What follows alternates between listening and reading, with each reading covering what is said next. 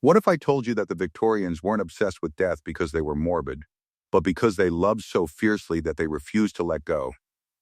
That behind every post-mortem photograph, every lock of hair woven into jewelry, every elaborate funeral procession, lay not a fascination with the macabre, but a desperate act of defiance against oblivion? We look back at the 19th century and see a civilization consumed by death. The black mourning dress, the séances, the photographs of corpses posed as if sleeping, and we shudder at their supposed morbidity. But this judgment reveals more about our own discomfort with mortality than about Victorian psychology. The truth is far more profound and unsettling. The Victorians lived in a world where death was not a distant, medicalized event managed by professionals in sterile hospitals. It was a daily presence, a constant companion that sat at every dinner table and slept in every nursery. In an era when the average life expectancy barely reached 40, when 1 in 3 children died before their 5th birthday, when diseases like tuberculosis, cholera, and typhoid could wipe out entire families in weeks. The Victorian cult of death was not pathology. It was survival. It was a massive societal attempt to process trauma on a scale that would shatter the modern mind, to create meaning from meaningless loss, and to maintain connection with loved ones in the face of inevitable separation.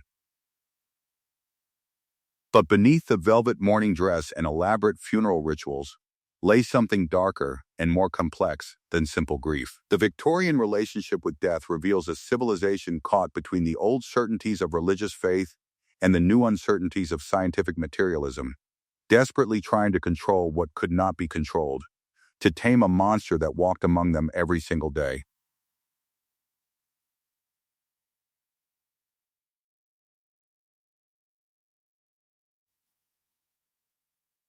Chapter 1: The Domestic Theater of Death. Step into a Victorian home in the hours after death is visited, and you enter a world that would seem alien to modern sensibilities. The first thing that strikes you is the silence, an oppressive, unnatural quiet that seems to press against your eardrums. Outside, straw has been laid on the cobblestones to muffle the sound of passing carriages and horses' hooves.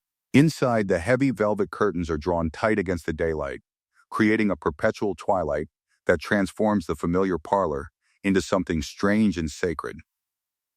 The air is thick with competing scents, the waxy sweetness of dozens of candles, the cloying perfume of lilies and tuberoses brought in by the cartload, and underneath it all, the faint but unmistakable odor that everyone pretends not to notice, the sweet, sickly smell of a body beginning its inevitable decay. The deceased lies not in a funeral home, but in the heart of domestic life, displayed in the parlor surrounded by flickering candles that cast dancing shadows on the walls, making the corpse seem almost alive, almost breathing. But this elaborate staging required invisible hands to create and maintain it. While the family gathered in the drawing room to receive condolences, it was the servants, particularly the women, who performed the intimate physical work of death. The housemaid, roused from her narrow attic bed in the small hours, would be the first to touch the cooling body.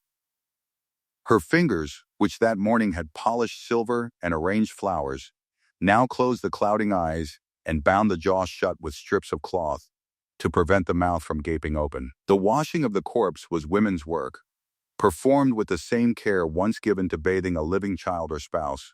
Imagine the sensory reality of that moment. Warm water scented with lavender to mask the beginning of decomposition, the strange weight of limbs that no longer responded to touch, the intimate knowledge of a body now transformed into something both familiar and utterly foreign. This was not macabre ritual, but the final act of caregiving, performed by hands that had held these same limbs in life. For days the body remained in the home. The clocks were stopped at the moment of death, a practice that transformed time itself, creating a pocket of eternity within the flow of ordinary life. Mirrors were covered with black crepe, ostensibly to prevent the departing soul from becoming trapped in the glass, but perhaps more practically, to spare the living the sight of their own ravaged faces reflected back at them in their grief. During these days, the vigil was kept. Family members took turns sitting with the corpse through long nights, a practice called watching the dead that served both practical and superstitious purposes. Someone needed to ensure the body showed no signs of life. The Victorian terror of premature burial was real and documented. But the watchers also protected the deceased from supernatural dangers, from cats who might jump over the body and doom the soul, from evil spirits that lurked in the darkness. This intimate coexistence with death created a psychological landscape utterly foreign to modern experience. The dead person was not yet it, but remained he or she, still a member of the household, merely sleeping a deeper sleep. Visitors came to the house to pay their respects, entering the dim, scent-heavy room to view the corpse, to touch the cold hands, to whisper final words. The boundary between life and death was porous here, deliberately blurred by ritual and proximity. But as the funeral approached, this private intimacy with death had to be transformed into public performance. The Victorian family prepared to enter not just a period of mourning, but a complex social system that would govern every aspect of their lives for months or years to come. The grief that had been raw and immediate in the parlor would now become codified, commercialized, and transformed into an elaborate theater of loss that revealed as much about Victorian society's need for control as it did about their capacity for love.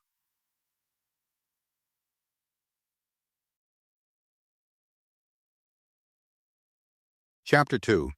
The Invisible Architecture of Grief. If death in the Victorian home was intimate and domestic, mourning in Victorian society was public, regulated, and ruthlessly commercial.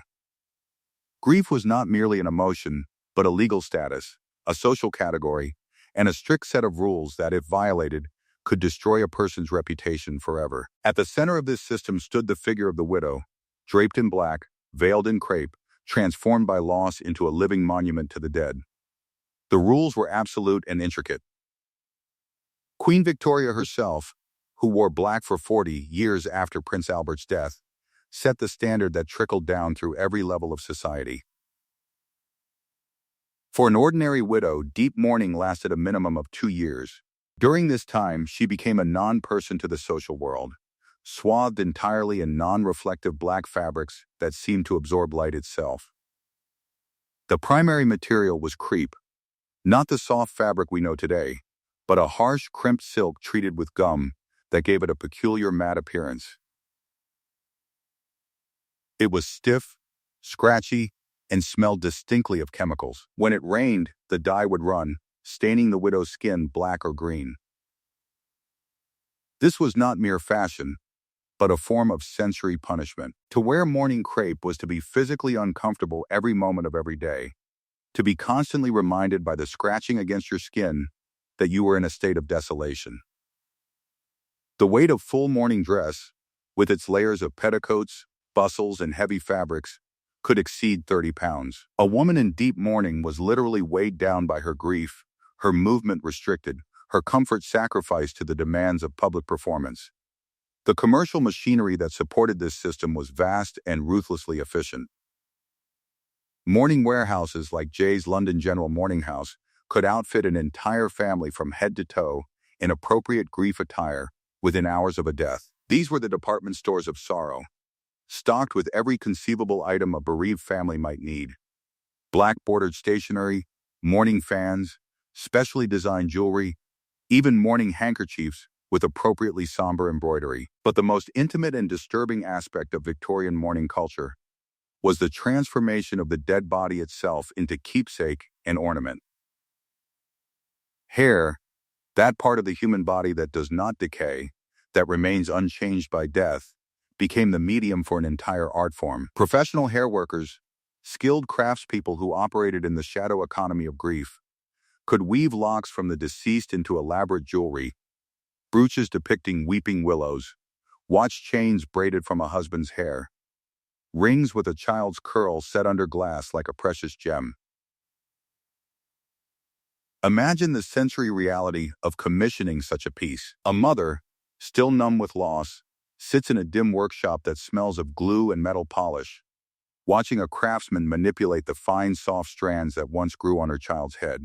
She specifies the design, perhaps a locket that will rest against her heart, containing not just hair but sometimes fragments of bone, pieces of clothing, even snippets of the funeral shroud. These objects transform the dead into relics, creating a physical presence that could be worn, touched, carried close to the living body. The psychological function of these practices was profound. In a world where death was sudden and often without warning, where medical science could offer little comfort or explanation, the elaborate rituals of mourning provided structure for chaos, meaning for the meaningless. But they also revealed the Victorian inability to truly let go. The dead were not allowed to depart, but were kept present through years of ritualized grief, through objects that maintained their physical presence, through social customs that made forgetting not just difficult but morally suspect. Yet this system of controlled mourning also created its own forms of suffering. A widow who lost multiple family members in close succession, not uncommon in an era of epidemic disease, could spend the bulk of her adult life swathed in black, her world shrinking with each death until she became a professional mourner, defined entirely by her losses. The financial burden was crushing. Families went into debt to purchase appropriate mourning attire, to hire professional mourners for funerals, to maintain the elaborate performance that proved their love for the dead. But even these elaborate rituals and material memorials could not satisfy the deepest Victorian need, the desperate desire for proof that the dead were not truly gone, that consciousness survived bodily death, that the bonds of love could transcend even the grave. This longing would drive them toward practices even stranger than hair jewelry and post-mortem photography, toward a technology that promised to capture not just the image of the dead, but their very essence frozen in time. Chapter 3. Capturing the Departed. In the dim light of a Victorian photographer's studio, heavy with the chemical smell of collodion and silver nitrate, a family gathers for what may be the most important portrait of their lives. The father stands rigid, one hand resting protectively on his wife's shoulder. The mother sits in an ornate chair, her face carefully composed despite the tears that threaten to fall. Between them, propped with invisible supports and dressed in her finest white gown, is their daughter. Her eyes are open, her cheeks touched with rouge to restore the bloom that death has stolen. She looks almost alive, almost ready to smile. But she has been dead for 2 days. This scene, which would horrify modern sensibilities, was one of the most common and socially acceptable practices of the Victorian era. Post-mortem photography, the art of photographing the dead, was not the province of the morbid or the mentally disturbed, but a standard service offered by respectable photographers in every city and town. For many families, particularly those of modest means, this would be the only photographic image they would ever possess of their loved one. The technical challenges were immense. Photography in the mid-19th century required long exposure times, sometimes several minutes, during which the subject had to remain perfectly still. The living could be coached to hold their breath and maintain their pose, but the dead required more elaborate staging. Photographers developed a repertoire of techniques to create the illusion of life. Hidden stands and clamps to hold bodies upright, wires to position hands naturally, careful lighting to minimize the pallor of death. The sensory experience of these sessions was intense and contradictory. The photographer's studio reeked of chemicals, ether, silver nitrate, the sharp bite of developing solutions, scents that mixed uneasily with the organic perfume of flowers and the underlying sweetness of a body kept too long at room temperature. The family members who participated had to maintain perfect stillness while the camera captured its image, often holding or supporting the deceased, feeling the weight and coldness of death while trying to project an image of peaceful rest. For children's portraits, the staging was particularly elaborate and heartbreaking. Deceased infants were photographed in their cribs, surrounded by white flowers, looking for all the world as if they were simply napping. Older children might be posed with their favorite toys, or arranged in family groupings where only their unnatural stillness revealed the truth. Some of the most disturbing images show entire families posed together, the living forced to sit motionless beside their dead siblings or parents for the duration of the exposure. The eyes presented the greatest challenge. The eyes of the dead flatten and cloud, losing the spark that defines the living face. Sometimes photographers worked with the lids closed, creating portraits of eternal sleep, but families often wanted to see their loved ones awake one final time. In these cases, the photographer might prop the eyelids open, or, more commonly, paint eyes directly onto the photographic plate during development, creating the illusion of alert, living gaze. These images were not hidden away as shameful secrets, but displayed prominently in Victorian parlors, framed in gold and placed on mantelpieces beside portraits of the living. They were sent to distant relatives as cartes de visite, shared as precious mementos of lives too brief. The photographs served multiple functions. It was proof that the person had existed, evidence of the family's love and proper feeling, and a tangible connection to the departed that could be touched, kissed, and treasured. But photography was only one aspect of the Victorian drive to preserve and maintain contact with the dead. As the century progressed and the death toll from disease, war, and industrial accidents mounted, a more ambitious project emerged, the attempt not just to capture the image of the dead, but to communicate with their spirits directly.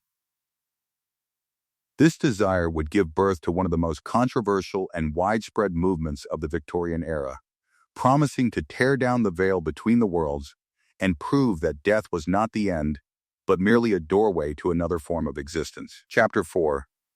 Speaking Across the Veil. In a gaslit Victorian parlor, heavy curtains drawn against the evening light, 8 people sit around a polished mahogany table, their hands linked in an unbroken circle. The only illumination comes from a single candle flickering in the center of the table, casting dancing shadows on the walls. The air is thick with anticipation, and the lingering scent of roses, flowers brought for the spirits, who are said to be drawn to beautiful fragrances. At the head of the table sits Mrs. Catherine Morrison, a pale woman in her 40s, whose reputation as a medium has spread throughout London's fashionable circles. The séance is about to begin. Spiritualism exploded across the Victorian world with the force of a religious revival, promising what traditional Christianity increasingly could not: tangible, scientific proof that consciousness survived bodily death. It began with mysterious rapping sounds in a humble cottage in Hydesville, New York, where the Fox sisters claimed to communicate with spirits through a code of knocks. By the 1850s, the movement had crossed the Atlantic and taken root in a British society primed for its message by decades of devastating loss and growing religious doubt. The typical séance followed a carefully orchestrated pattern designed to overwhelm the senses and suspend disbelief. Participants joined hands around the table, forming a circle to conduct spiritual energy. The darkness was absolute, disorienting, making it impossible to see clearly what was happening. The medium, usually a woman, would begin to breathe deeply, her voice changing as she entered what appeared to be a trance state. Then the phenomena would begin. Mysterious breezes in sealed rooms, tables that tilted and lifted from the floor, bells that rang without being touched, voices that spoke from empty air. The sensory assault was carefully crafted. The darkness heightened every other sense. The sound of creaking wood became ominous. The touch of a neighbor's hand became electric. The smell of flowers grew overwhelming. Some mediums incorporated music boxes that played by themselves, luminous paint that created ghostly glowing forms, or spirit hands made of wax or plaster that could be felt by sitters in the dark. The most dramatic séances featured full-body apparitions, figures draped in white muslin who moved through the room like living ghosts, speaking in the voices of the departed. For families devastated by loss, these experiences offered something precious beyond measure: proof that their loved ones were not truly gone, that the bonds of affection survived even death. A mother who had buried 3 children could sit in the darkness and feel small, cold fingers touch her cheek, could hear a child's voice call her mama from beyond the grave. Even when part of her rational mind suspected trickery, her heart could not resist the comfort of that contact. The medium occupied a uniquely powerful position in Victorian society. In an era when women were expected to be silent and submissive, the medium in trance could say anything, command anyone, reveal secrets and dispense advice with absolute authority. She was not speaking in her own voice but channeling spirits, often male spirits of great wisdom and standing. This gave women a rare opportunity for public voice and influence, though always filtered through the supposedly supernatural. But spiritualism's promise of comfort came with a darker reality of exploitation and fraud. The movement attracted charlatans who preyed on grieving families, extracting money and emotional vulnerability from people desperate to believe their loved ones could return. The methods of fake mediums were elaborate and sometimes cruel hidden assistants who created spirit effects. Information gathered through research or servants' gossip that made spirits seem knowledgeable about the deceased, even accomplices who impersonated dead relatives in darkened rooms. The scientific community was deeply divided. Some researchers, including prominent physicists and chemists, investigated spiritualist phenomena with genuine rigor, conducting experiments under controlled conditions.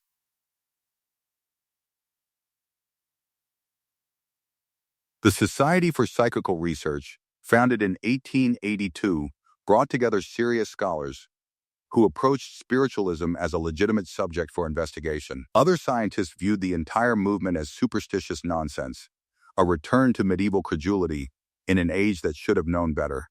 Yet even when mediums were exposed as frauds, their followers often continued to believe, arguing that the exposure itself was faked or that the medium possessed genuine powers even when occasionally resorting to trickery. The need for contact with the dead was so powerful that it overwhelmed evidence and reason, creating a parallel universe where the departed were always just a table wrap away. This desperate hunger for connection with the dead was not limited to private séances and parlor tricks.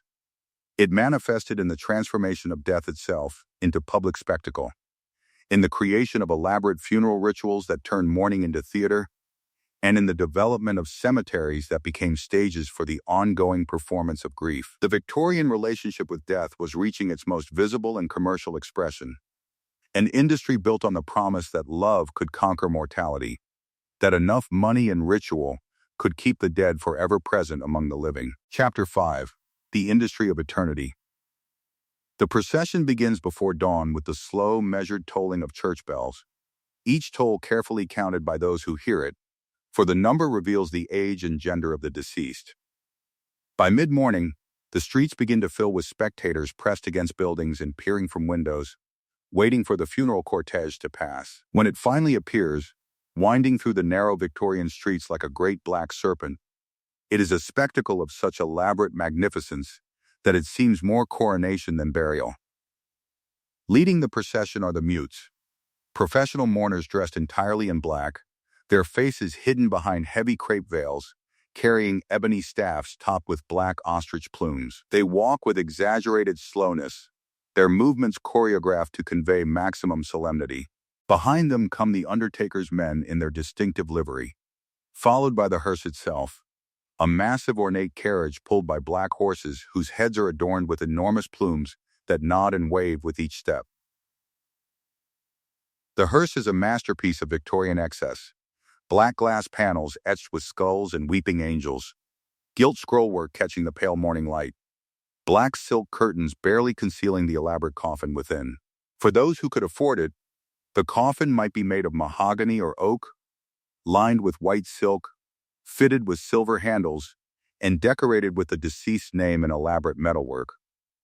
The truly wealthy might even install a glass panel over the face, allowing mourners one final glimpse during the procession itself. This was not reserved for royalty or aristocracy. Middle-class Victorian families bankrupted themselves to afford funerals that approached this level of elaboration. The pressure to give the dead a proper send-off was immense, and the definition of proper grew more expensive and elaborate as the century progressed. Undertakers evolved from simple coffin makers into sophisticated funeral directors, offering packages at various price points. But even the most modest option involved expenses that could devastate a working-class family's finances for years. The funeral industry that developed to meet this demand was vast and ruthlessly commercial.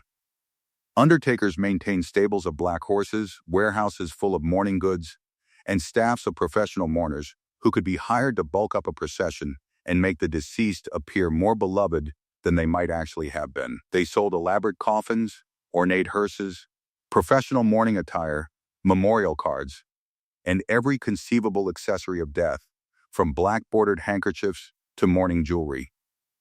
But the theater of death did not end with the funeral procession. The cemeteries themselves became stages for the ongoing performance of grief, transformed from simple burial grounds into elaborate garden parks that served as both tourist attractions and fashionable destinations for Sunday outings. The great Victorian cemeteries, Highgate in London, Pré-Lachaise in Paris, Mount Auburn in Boston, were landscaped with winding paths, ornamental trees, and elaborate monuments that turned burial grounds into outdoor sculpture galleries. These cemeteries became destinations for leisure as well as mourning. Families would picnic among the graves, strolling the paths and admiring the monuments as they might tour a museum. Guidebooks were published describing the most notable graves and their occupants. The cemetery visit became a standard part of Victorian social life, a way to combine fresh air and exercise with moral contemplation of mortality and the opportunity to display one's refined sensibilities. The monuments themselves reflected the Victorian love of symbolic complexity. Every element carried meaning. A broken column indicated a life cut short. A draped urn represented the veil between life and death. Ivy symbolized eternal life. A lamb marked a child's grave.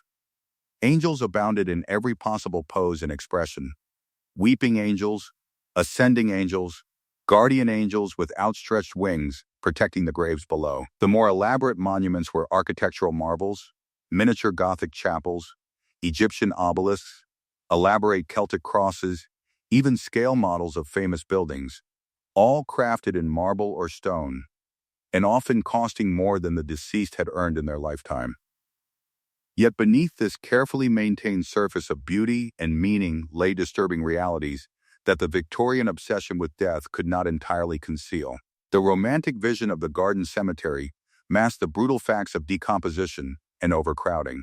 Many Victorian burial grounds were packed beyond capacity, with graves stacked multiple bodies deep, coffins breaking down and releasing their contents into the soil and groundwater. In older urban churchyards, the problem was even worse. Bodies buried in shallow graves sometimes pushed back through the surface, creating health hazards and grotesque spectacles that authorities struggled to hide. The class divisions that marked Victorian life in every other sphere were perhaps nowhere more apparent than in death.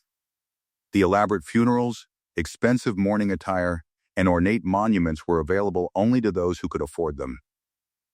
The poor were buried in unmarked paupers' graves, their deaths as invisible in the cemetery as their lives had been in society. Even in death, the Victorian world was stratified by wealth and status, with the quality of your eternal rest determined by the contents of your purse. As we step back from this deep exploration of Victorian death culture, we must confront uncomfortable questions about our own relationship with mortality.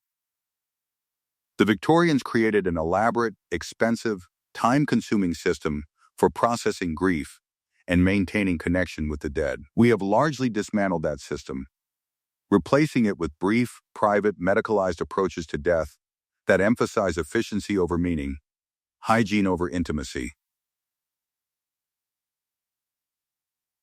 But have we solved the fundamental human problem of mortality, or have we simply created new forms of denial and disconnection? The Victorian obsession with death may seem excessive to modern eyes, but it emerged from the same basic human needs we still carry: the need to make meaning from loss, to maintain connection with those we love, to find some way to live with the knowledge that everyone we care about will someday